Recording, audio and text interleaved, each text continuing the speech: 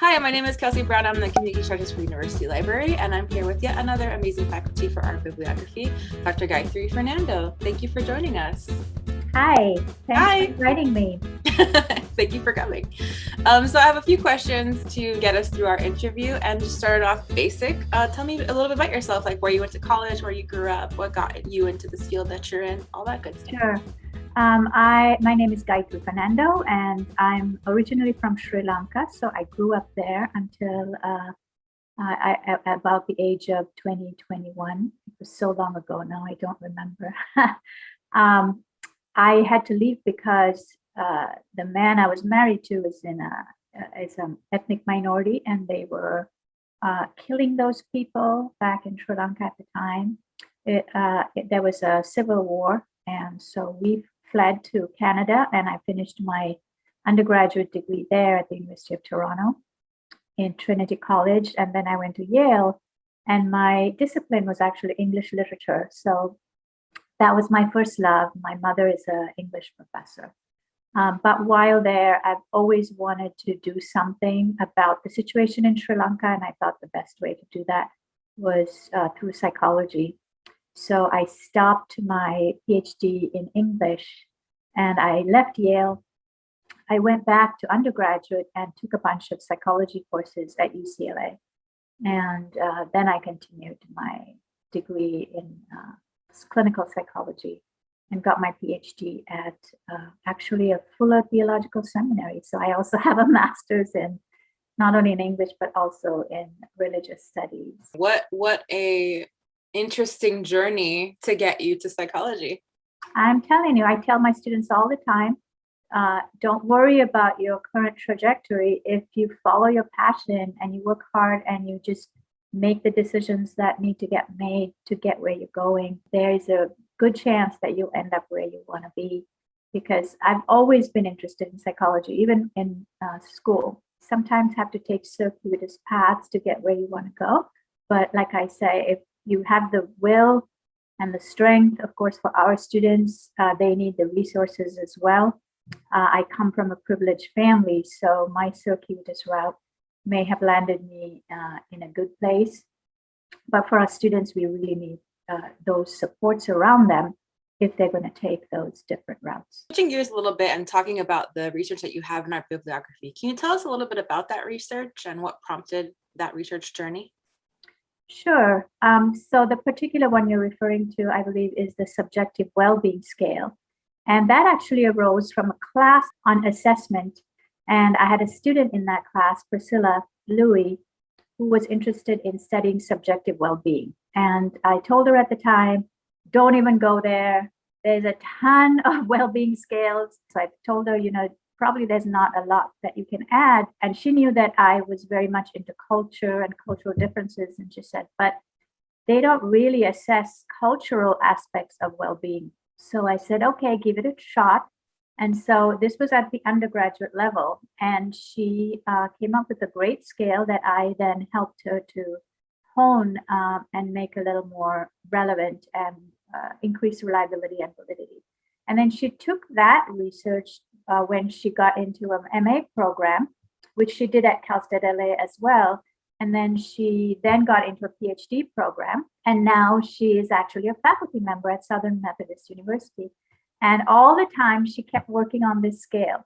But what we did was we did have certain aspects of collectivism in the subjective well-being scale, which tends to be very internally oriented, very intrapsychic, which is great for if you're individualistically oriented, but maybe not so much if you are collectivistic. So we had some aspects of subjective well-being, like interpersonal well-being, relational well-being, that we thought was an addition to the field.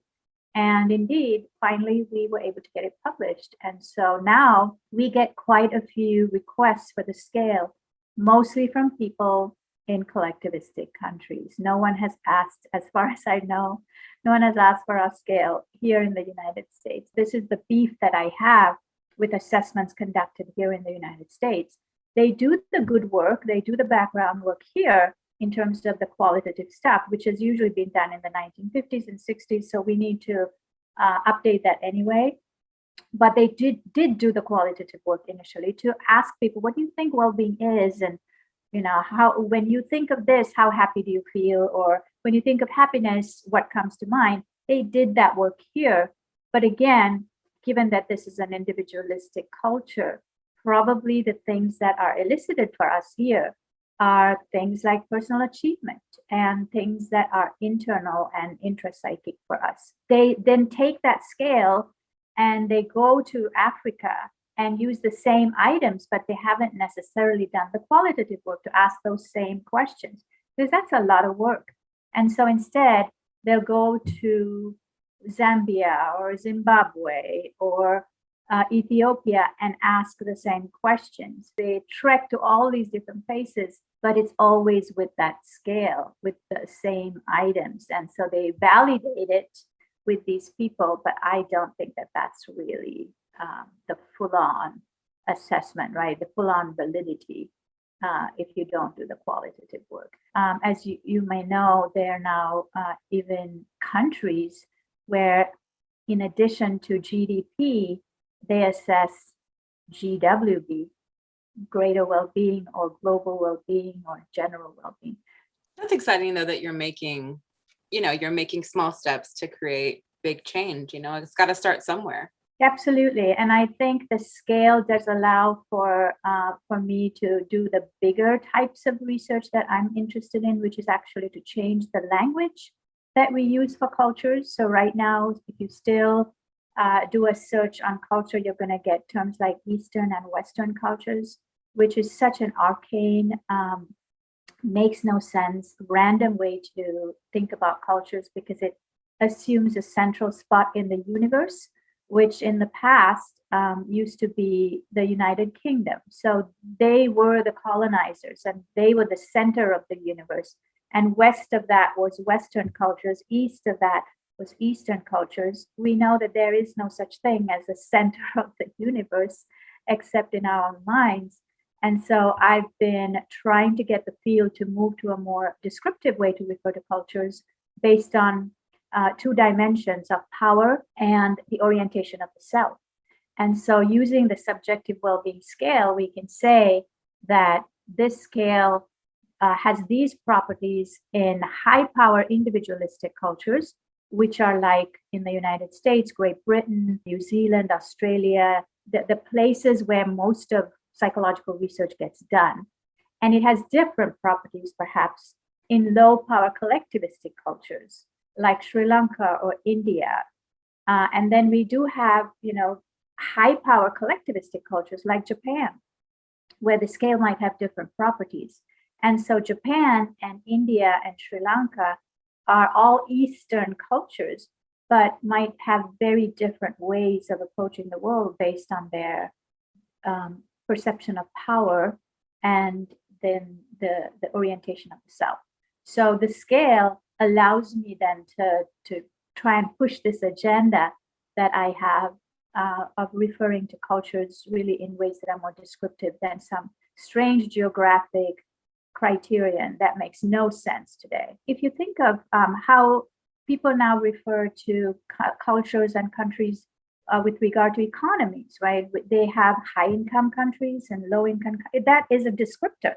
They don't refer to East and West. When you say Western and Eastern, so is Brazil a Western culture or an Eastern culture? When you say Western, they are technically, right, aligning with the United States, but surely you would never think of Brazilians as having a same kind of outlook in terms of their orientation as people in the United States. But if you classify them on these two dimensions, they fall into four groups, and those are descriptive.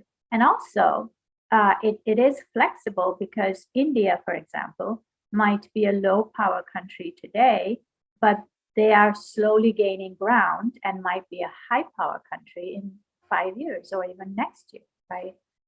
China was a low power country, and is now definitely a high power country. That makes a lot of sense, and actually kind of segues us into the next question perfectly, which is, why is continual research important? Why is it important to continue to research and to never say, okay, we've done all the research we need for this particular topic? Why is it important to keep researching as long as you're a professional? I always tell my students that curiosity is what gets you up in the morning and almost doesn't let you sleep at night, because you're always thinking about the human mind and human behavior and wanting to know, like, why did this person say this when I meant that?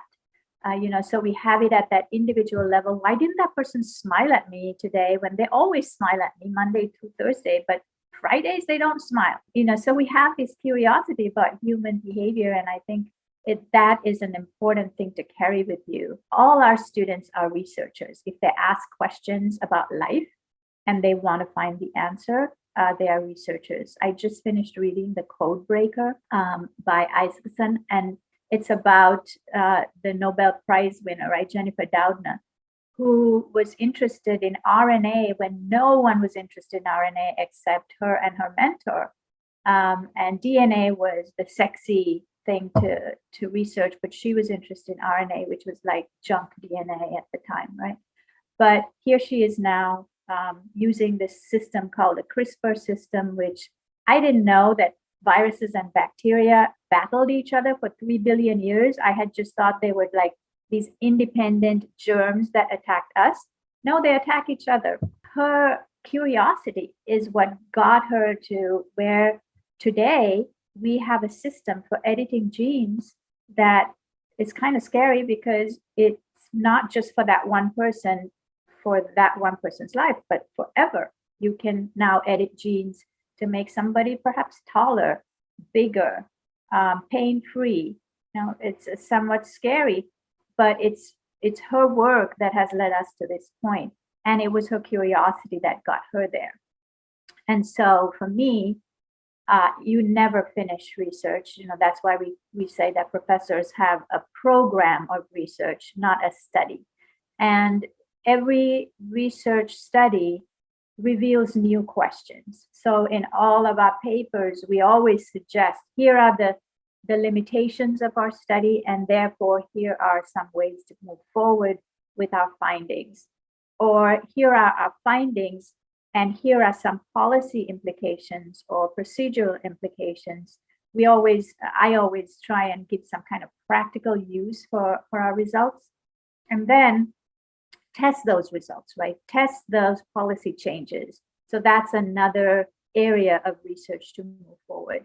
And so you're never really done, because the questions only lead to more questions. And I think that is so exciting about research. And that's what I try to communicate to my students about research. It's not this scary thing that involves just doing statistics. Statistics is a language, and you have to learn how to use that language in a way that tells a story. Every research study is a story, and it's a never-ending story.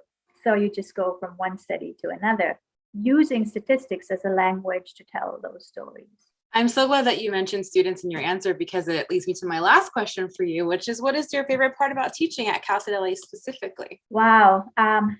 The favorite part about teaching is watching students move from week 1 to week 15 and seeing the change. If they do the reading and they're engaged in the discussions, which involves the instructor always, right? So you can't put it on the student where you've got to go to the reading. You have to excite them. You have to titillate their curiosity and say, hey, there's something in chapter 3 that is going to change everything that we've learned up to now. See if you can find it. And the students will read it to see whether they can find that clue for the next reading and the next discussion. Then you get the smaller group of students that you know are capable of going on and doing postgraduate work, and you can identify them and mentor them or recommend that they go and seek a lab. If it's not you, then it's someone else.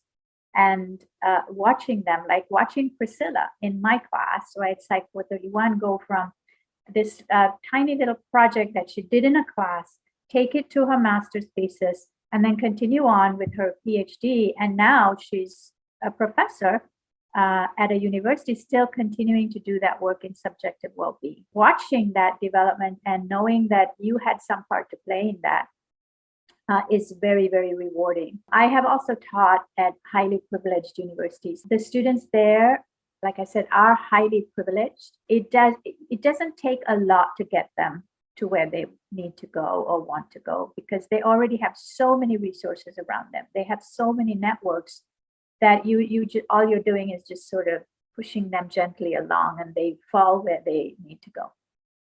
But our students, for the most part, they don't have those resources. They don't have the models. They don't have sometimes the encouragement. Sometimes they don't dream big enough. You're the one that they look to. If I'm a woman and a woman of color and I can do it, maybe they can too. Now, they don't necessarily know that I did come from a highly privileged family, but my embodiment of being a woman and a person of color allows them to see themselves as a professor. And professorship is not for everyone, and that's okay too. Like within their own program, they can find what their passion is. And if that is going straight on to a job, which is what 80% of our students probably do, then let's try and match their skills and their passions with the kind of job that they will be happy at, right? And so doing that is very, very rewarding as well. For me as a researcher and a professor, seeing my students in my lab moving from not quite sure what the difference between nominal and ordinal interval and ratio variables are, to going on to a PhD and defending their dissertations, sometimes coming back to Cal State LA to teach or to give little talks so that they can inspire our students. There's nothing that can replace that.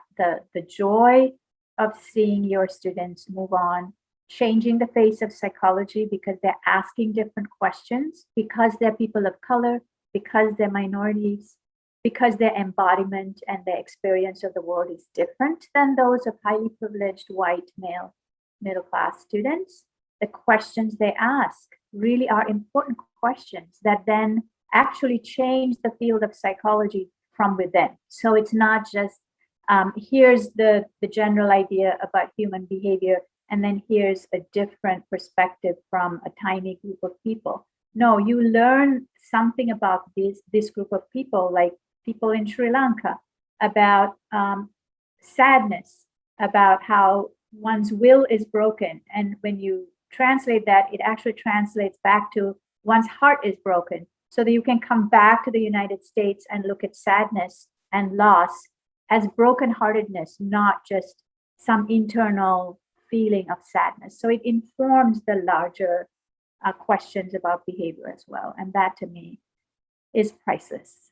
It almost makes me think it goes back to what you said before about research as a whole. You know, your little culture here at Cal State LA is informing a bigger picture of research in the field, just like you and your students' research was trying to inform the bigger picture of research as a whole. So it really makes sense that research was born and bred at Cal State LA, where that kind of cultural environment exists, and all of these cultures living together, working together, creates a really unique form of research.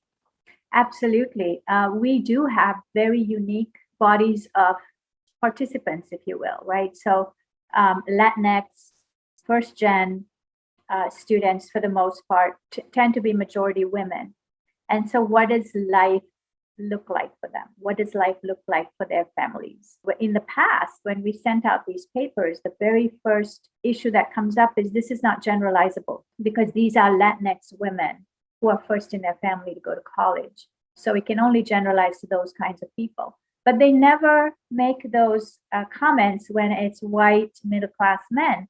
No reviewer says, oh, this can't generalize to anybody except white middle-class men. In the past, right, when the research was conducted in the 1950s, 60s, 70s, it was assumed that it was all human beings. And even something as basic as fight flight. Everybody knows the fight flight syndrome, but it took a woman at UCLA to notice that women don't just engage in fight or flight, they also tend and befriend.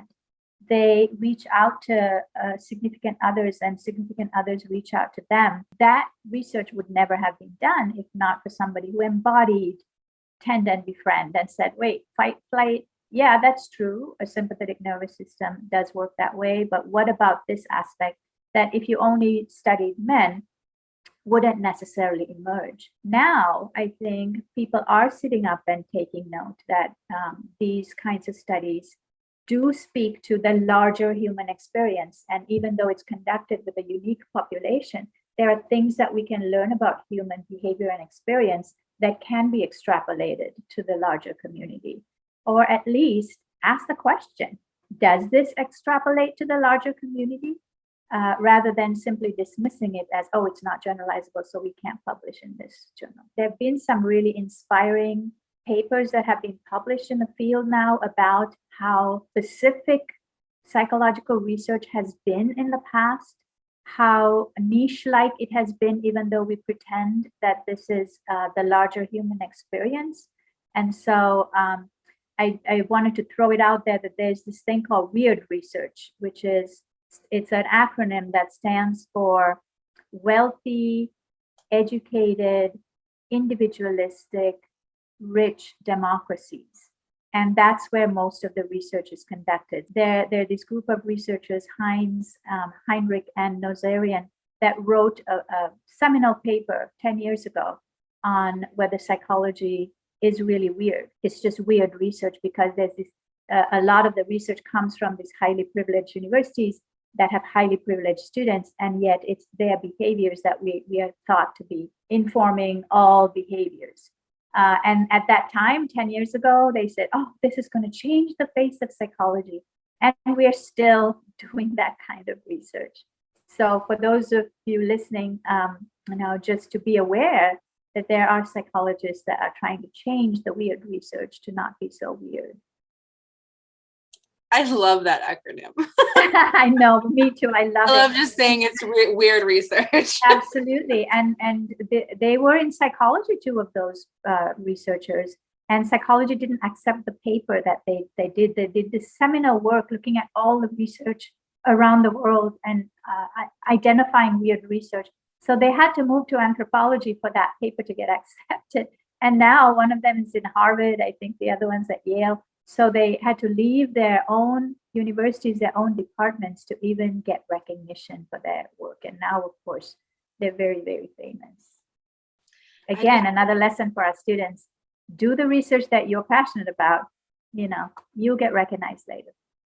I didn't realize all of the kind of maybe barriers or glass ceilings almost that are in psychology. And I think you've shed a really great and important light on that field and that study and how we can move forward. So thank you so much, Dr. Gaithri Fernando. I really appreciate it, taking the time out to chat with me. And thank you so much for submitting to our bibliography. It was my absolute pleasure. And thank you so much for inviting me. Have a great day. Take care.